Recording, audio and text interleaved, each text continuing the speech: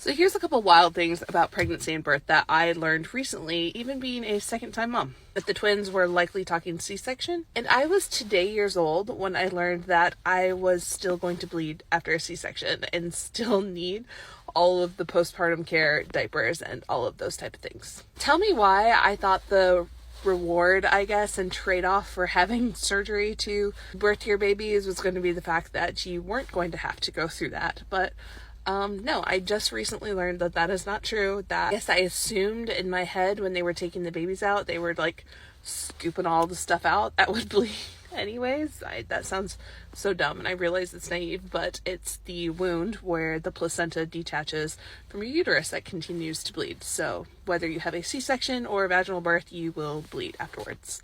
The second wild fact about twin pregnancy that's been new to me since my last doctor's appointment is I learned that, especially in my case with di-di twins, which means they have separate sacs and separate placentas, you can actually have two completely separate labors. My doctor and I were discussing birth options, whether I wanted to try for vaginal birth. He briefly told me a story about a twin mom who had di-di twins and both were head down, and so she was opting for vaginal delivery.